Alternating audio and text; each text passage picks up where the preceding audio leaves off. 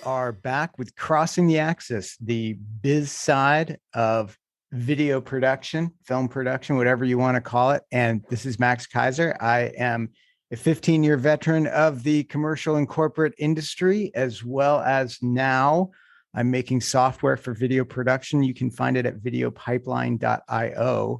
But none of that is nearly as important as my guest that I have today. My guest is my old friend, Aaron Straight of Soulcraft Allstars. Aaron, welcome to the show. Hey, thanks so much, Max. I really appreciate it. This is awesome. So glad that you're doing this. Well, thanks for doing it. I know it's always hard to drag people out of our work, but it is also, as we were just saying, one of our favorite things, just to kind of, talk shop with folks in the industry. And it's just so much fun. But Soulcraft is special. In my mind, it stands out because they literally do well by doing well. And I know that's kind of a hackneyed phrase at this point, but they honestly live it. They do just tons of fantastic work. And a lot of that work is work with the nonprofit sector, which if any of you have worked with will know, it is just a great part of the business to work with some of the best clients out there and some of the best work that makes you feel really good. So up from there, I'm really going to turn it over to Aaron. And Aaron, if you could just tell us a little bit about who you work with, where Soulcraft is right now, and then we'll back up and talk about where you started. Yeah, absolutely. Yeah, well, Soulcraft Allstars we're really a storytelling agency for people on the planet. And we were kind of born out of my passion for social justice, coming out of the music industry into film, and my love of adventure and travel, and really a lifelong dream to get paid to be creative and do what I call live for a living. And it's just been this kind of magical journey that has been a rocky road, but one that has built us from the earliest days of recognizing that what really drew me to storytelling was being able to create some sort of positive change and to be able to impact lives directly and impact the way things went down on our planet. And I was never drawn to Hollywood. I was never drawn to that side. I was always deeply fascinated with the people who were doing the real work, and then also finding those stories that could help us do better. And so, not just working with nonprofits, which has been a great thing. We've worked with lots of nonprofits and foundations, from groups like Heifer International on a global storytelling project on the sources of hunger and poverty, to working closely with the Gates Foundation throughout Africa and Central America, working with in Haiti on a 7-year humanitarian and conservation project that's been absolutely quite an incredible journey, and very, very challenging, and also really rewarding in ways that we did not expect. But we also work with a lot of really social enterprises, as we describe them. And I really believe in that. I believe in the B Corps mission. I believe, we've worked with them and their original storytelling. And we've worked with all these organizations that are for-profit companies that believe that they can use the power of business to do the right thing and contribute to their communities, contribute to society, and make the world a better place while making a living and making a profit. And that's also been extraordinary. So, I can tell you, people, he's not making this shit up, because like when I first met Aaron, I think it was about 10, or no, it was probably about 12, 13 years ago. And he was, I think he was looking for a job with our current company, and he was talking about making videos for fair trade coffee or something. And I was just like, what the hell are you talking about? This is long before anyone was talking about fair trade. And I was like, what are you talking about, fair trade coffee, man? And he was always, you were always so, this was always part of what you did. And even when you wound up going to work at Trifilm, you kind of convinced them, hey, guys, they were kind of just doing regular corporate and commercial. And if I recall right, you kind of got them started going down this road, and you were like, hey, I think we can make this work. And they're like, well, show me show me how it pencils out. Totally. And you did. I mean, you turned it into a majorly financially successful part of that company, didn't you? Yeah, I mean that was a quite a journey in itself, and I think that the world hadn't quite woken up to the idea that you could tell stories about um, real change and with both nonprofits, foundations, and social enterprises, and that be a viable business. Right. And so Mark Dickinson over at Trifilm believed in that mission. We set a course and we had a lot of wins. We did a lot of great work. Ultimately ended up doing a lot of work with the Gates Foundation and with Bill's think tank and and like I said, Heifer International, a bunch of organizations like that. And it really was eye opening for a lot of people that this was a journey that you could go on.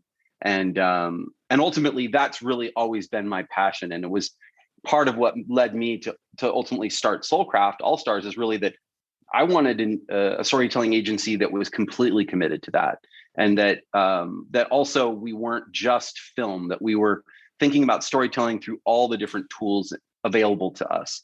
Because I really believe that there's so much that can be done to engage people creatively in the world we live in, and video and film are very powerful tools. But some of my favorite work is tremendous photography or excellent writing or great podcasts or even what we call storytelling websites or great design branding. And we've helped our clients in kind of what we described as like a 360-degree storytelling model be able to do that and engage their intended audience in a way that reaches them on all these different levels. And it's so fun. Yeah, let's talk about some of the specifics. Let's talk about we got three that come to mind: the Haiti project, the Louisiana project, and the Alaska project. And if we could just talk just briefly about each one and how Sure. they sort of embody this values-based storytelling, and what the input's been and what the output's been and what the results have been from it. Yeah, totally. And I think as you well know, Max, like every project is so unique. Yeah. And this is part of the fun of it, and also the part of like the hair pulling experience is that you feel like, oh, I've been in this industry for 15, 20 years or whatever. Don't we know everything at this point? And you never do. You always have to learn more, and you always are going to be hit with a new challenge. And so each one of those projects and some of the other projects I'll reference, like they bring their own unique challenges. So the work we've been doing in Haiti, it started out with a project that we did with World Vision and Microsoft and another group called Net Hope right after the earthquakes. But being there, we were being driven around in SUVs with armed guards, and people are literally on the street chasing down water trucks with plastic bags trying to get water. And I was just like, this is so incredibly heartbreaking. And I feel like an asshole sitting here in this vehicle with armed guards. Like, why are they protecting me? This is stupid. This is not how I want to participate.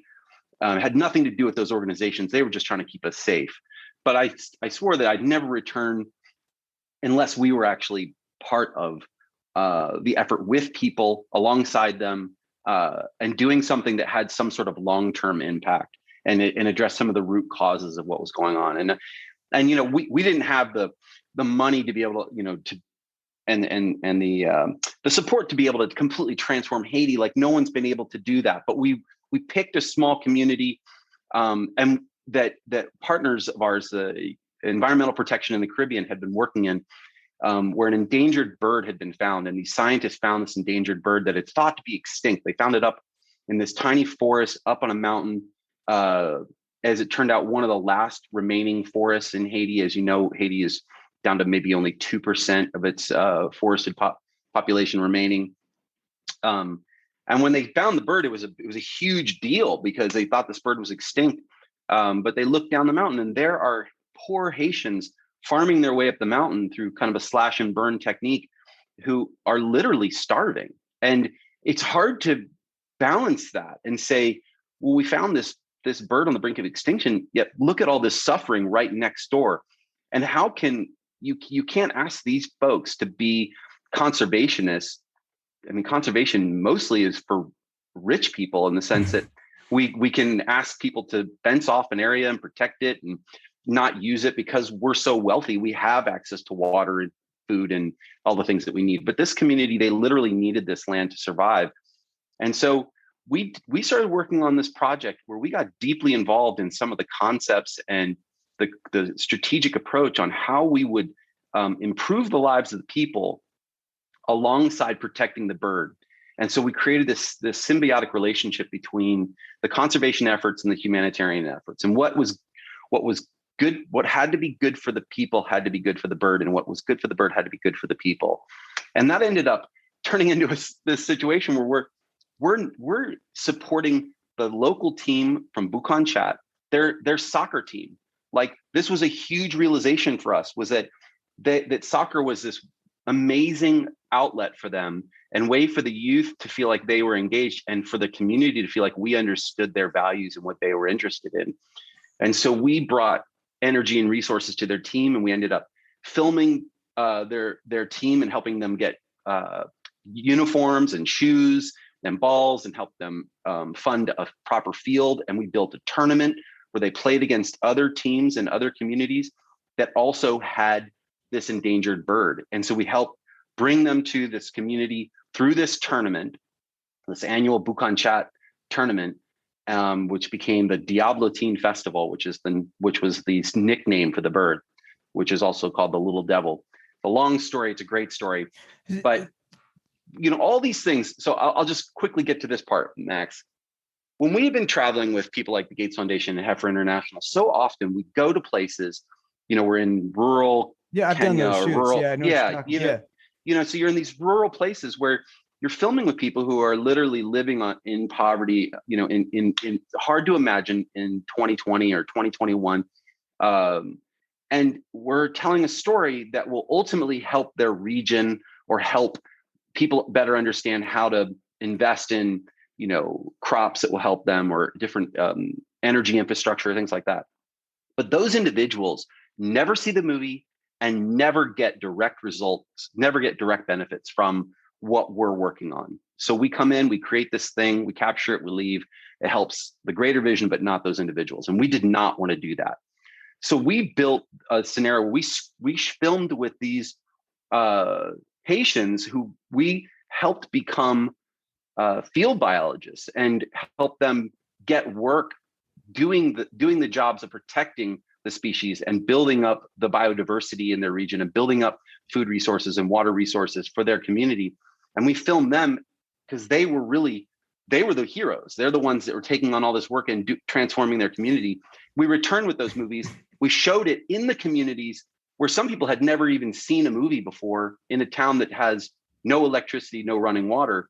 And to see the look on these folks' face, to see themselves doing this work, saving this bird and saving themselves. And at that point, we were able to let go. We know we are no longer, on the ground involved with people. All the Haitians run the program now entirely. And that was a huge win for us, What I just love from this is, and what's so interesting to me is your willingness, or the way that you go into it. From what I can see, and this is always as I've known you, you don't seem to have a real, the end game isn't necessarily always there.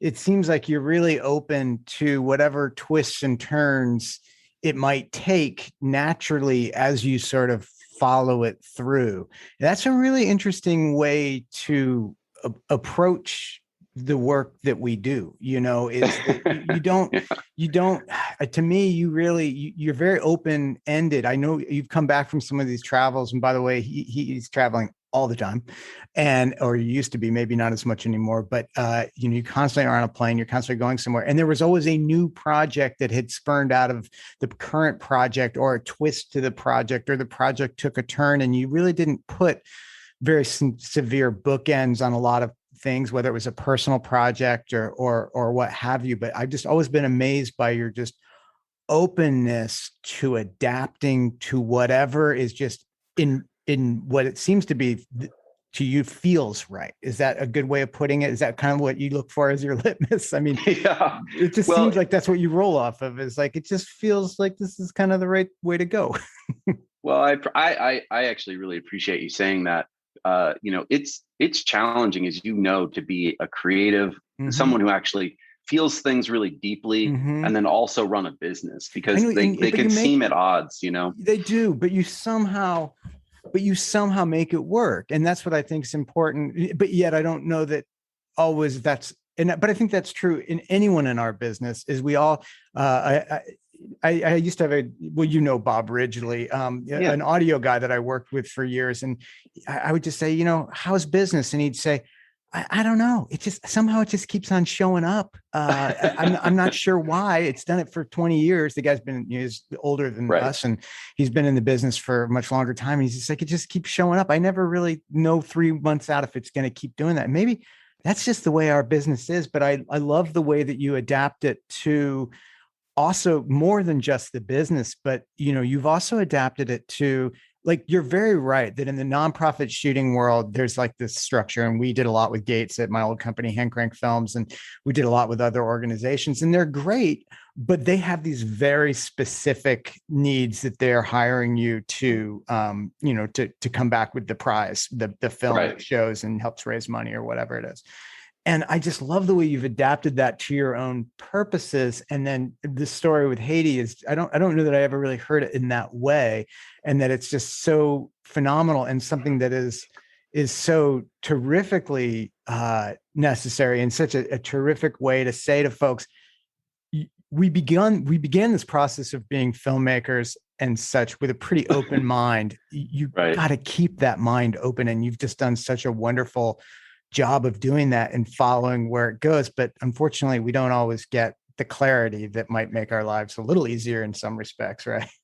Yeah, no, totally. And to be, very transparent about that project, I mean, it has been, I've lost a lot of sleep over it and often Yeah. wondered if we're doing the right thing. And Yeah. fortunately, I have great partners, and, we keep just giving the power back to the Haitians that we're working with, because they are incredibly talented, hardworking, and folks who really care deeply and just usually lack resources.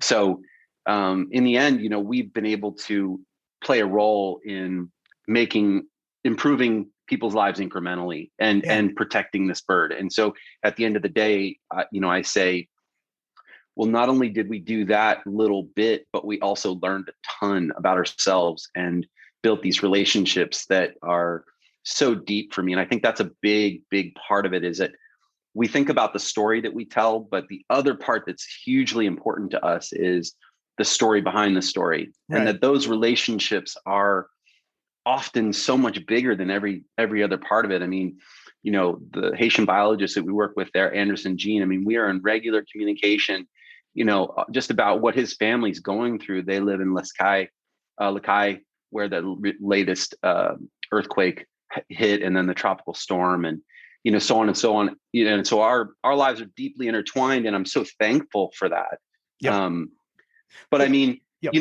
then you transition to like other projects we're working on, where it's like, you know, bring that same like I feel like some of our best projects have been ones where exactly like you described, where we thought we were doing one thing and it ended up being something else. Yeah. And we started out telling some stories for everybody knows about Give Big, the annual fundraising event, and we started telling some stories. And I'm a huge passionate soccer fan, and the Sounders are my team, and we got a chance to work with them and just tell some initial stories for them around that project. Well, it turned into an opportunity to tell some really deep, meaningful stories in like 60 seconds Right. for audiences, Yeah. big At, audiences, at the and shows. raised over $100 million over 5 years. But again, it happened because you kind of followed the thread, you Yeah, just kind of kept on digging down.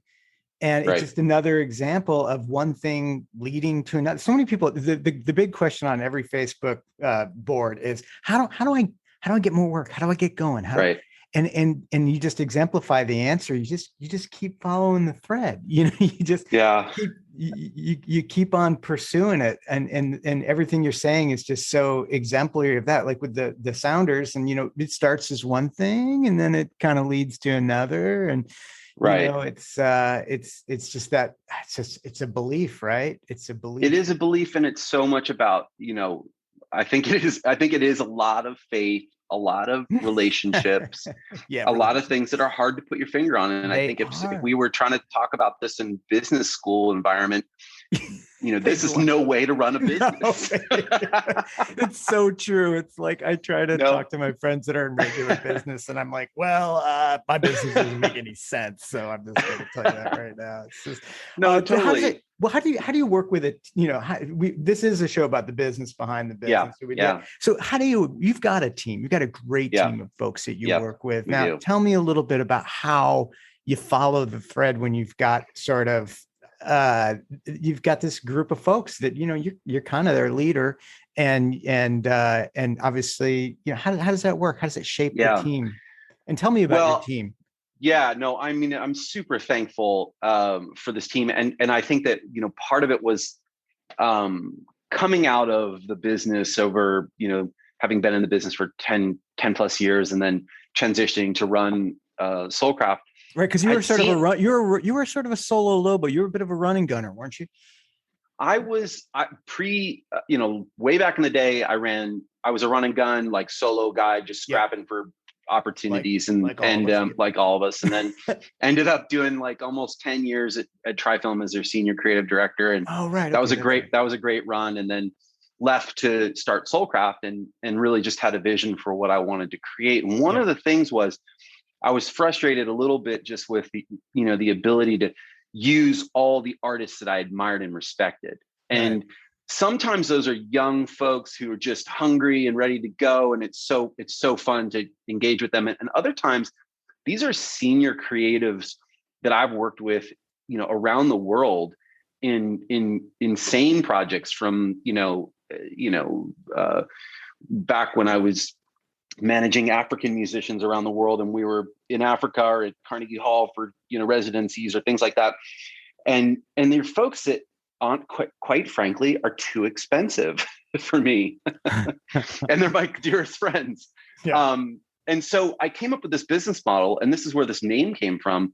Soulcraft is really my reminder that this is literally my work is my soulcraft, and I need to be reminded of that this is what I love doing. I love telling stories, right? When you're But turning then down that big paying job, you got to totally. But this is what I love to do. This is what brings me life. This is what makes me able to look my kids in the eye every night and be like, I'm doing the work that I believe in.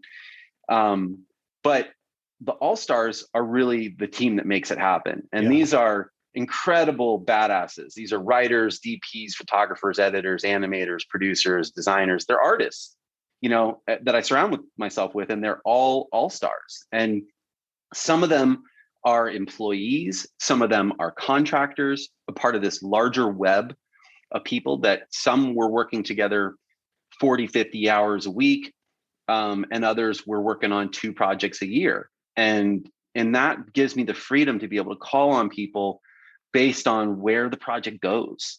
Yeah. And, and so like this project, like this project that we're talking about in Alaska, we were hired by Sea Alaska, which is, a group of 3 Native Alaskan tribes that were arbitrarily put together by the United States government.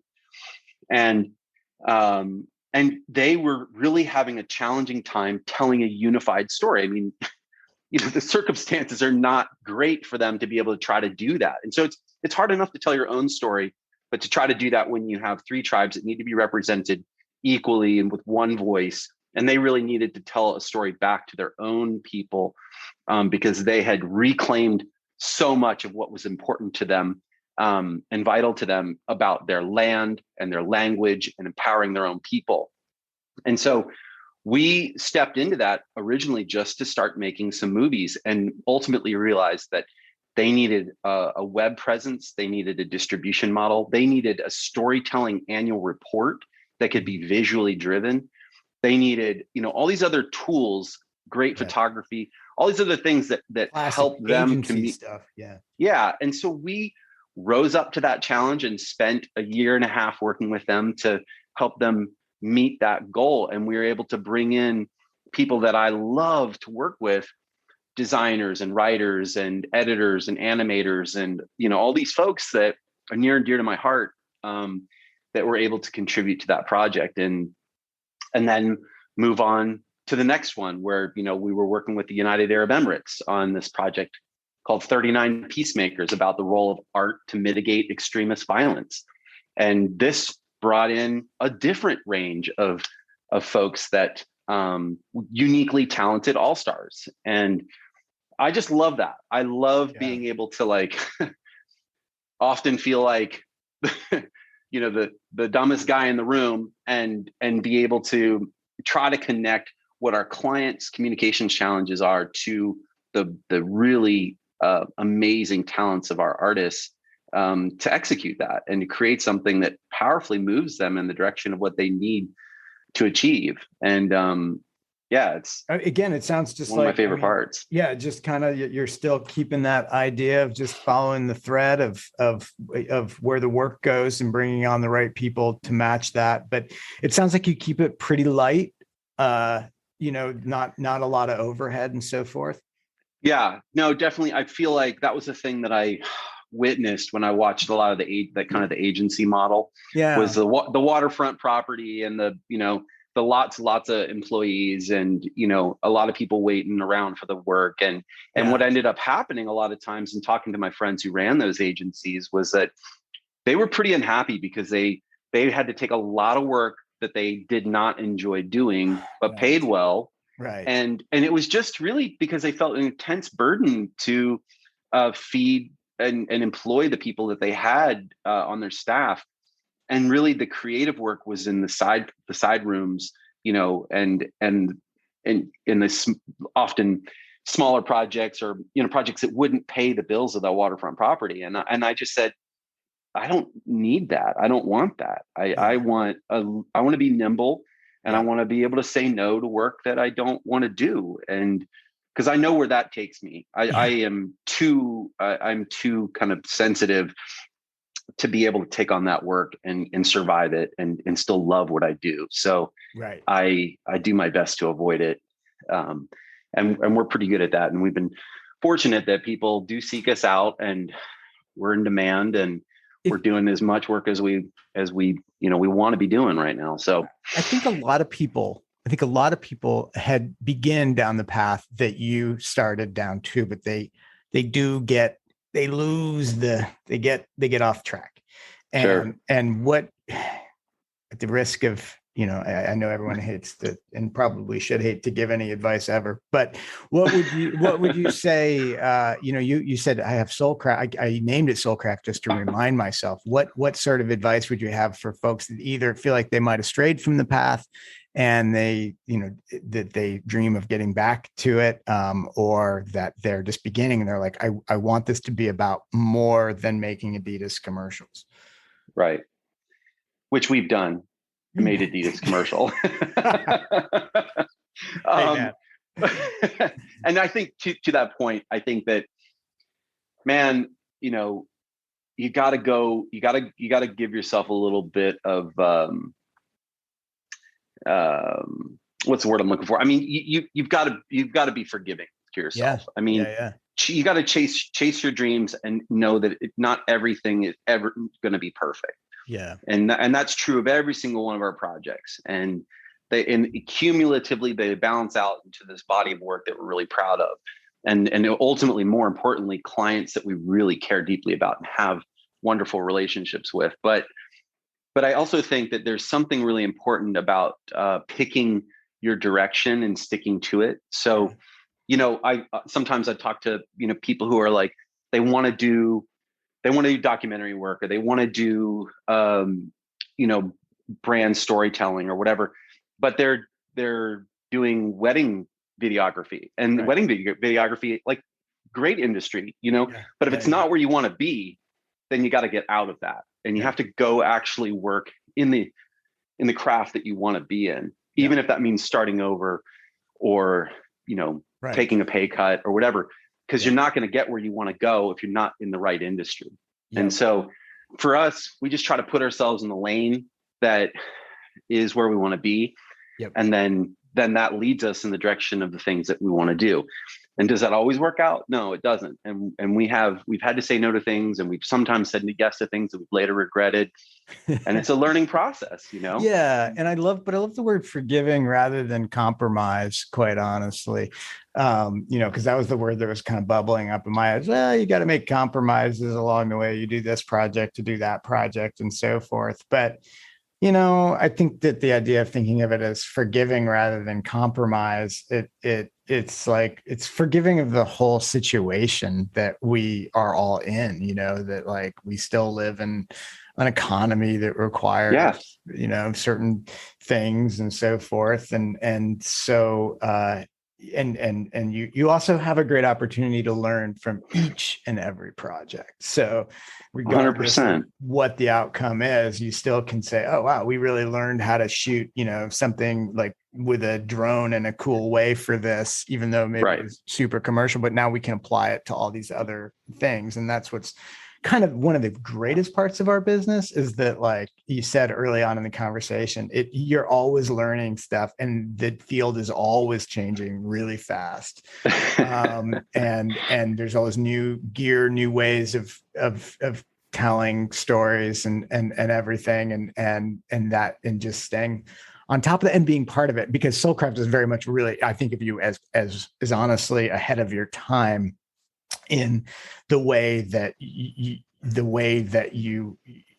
saw this social justice stuff. Again, I mean, this was 15 years ago you were talking about this stuff, and I feel like now it's so, it's this de rigueur, everyone is, but you've been there for forever. You've owned that space, and I think the world's starting to come around to your viewpoint. So like it or not. I know, right? Well, I appreciate you saying that. That's kind of you. And I do think that being forgiving to yourself is really important, in the same way that's the only way that you learn. And when you fall down or you make a mistake or you pick the wrong client or say yes to the wrong thing out of, you're like, I'm desperate, I need to. I mean, those are all understandable places to be in. And it's, but you can always recorrect if you know what your true north is. And I think that's the important thing, is recognizing that and understanding your values. I think one of the most important things that I did, Max, when I started Soulcraft is, and fortunately my wife was so incredibly supportive. I quit my job, started a company, and I told her I really need some time to transition my mindset from being an employee to being a business owner. Yep. And I took 2 weeks in a tent by myself, where I swam in the ocean and I hiked and I wrote. And I just tried to really get to the bottom of, like, why am I doing this? What is it that I'm really trying to achieve? What would success look like? Who do I want to work with? Who do I want to work for? And answer all those questions. And that was the most important thing I've ever done. Wow. And it is, I have that book. It's kind of my Bible. I don't read it often, but I know it's there, and it's really helped me stay the course. The book that you wrote. Yeah, exactly. Yeah, it just helped me get clear about what was important to me and what I really wanted out of this experience. Because it can get really easy for it to boil down to money, and that's just, for me, that's never been enough, and that doesn't work for me. There's not that much money in our business anyway. So no, there's not. So it's good if the sooner that you adhere yourself to other things in it, the better. Because well, absolutely. And I think one thing I'll just tell you is, I think one of the biggest takeaways, like, I know that you're far more of like a gearhead than me, and part of my, like, I wrestled with that, and I got to this place with that where I realized that, like, the equipment's always going to change. It's always going to improve. And that's not what I'm passionate about. Yep. What I'm passionate about are telling the stories that make a difference, that solve a problem, that bring people together, that make us think differently, that, those kinds of things excite me, and I want to be a part of that. And I don't really care whether that's a red or a C500 Mark II, or which drone it is. I don't care. Like, those now tools you can are just shoot them all on your iPhone 13, because man, it's freaking amazing. It is, and that's part of the point. And I think I got to the bottom of it, was like, I realized that storytelling was really the core for me. And that was, I recognized that's actually one of the oldest things that human beings have ever done. Since the beginning of time, stories are what unite human beings to cooperate or transform. Yeah. And they're critical to our advancement as a species. Yeah. And that's what I'm interested in being a part of. Like making videos, I take it or leave it. But actually being a part of telling stories that matter to us as a species in some way, shape, or form that move us forward, that's really exciting to me, and I can get behind that. And so when the technology changes or everybody's got an incredible HD camera in their pocket, that's no longer a problem. That's a bonus. That's a benefit. Yeah. And so it was a nice shift in thinking. That's a great. That is a great place to leave our listeners on with that in mind, because no truer words have been spoken, and yeah, just the core storytelling. Yeah, and it's really fun as hell when you actually get to that place where you get to work with somebody and it's a mutually beneficial relationship where if you tell that story correctly, it helps move them forward, helps unite people, helps create something better for people on the planet. And that's what I'm chasing. That's what we're chasing at Soulcraft Allstars. Yeah. Well, Aaron Straight, Soulcraft Allstars. Max Kaiser. So much.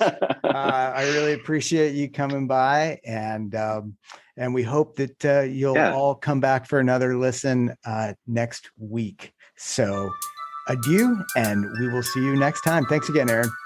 Thank you, Max.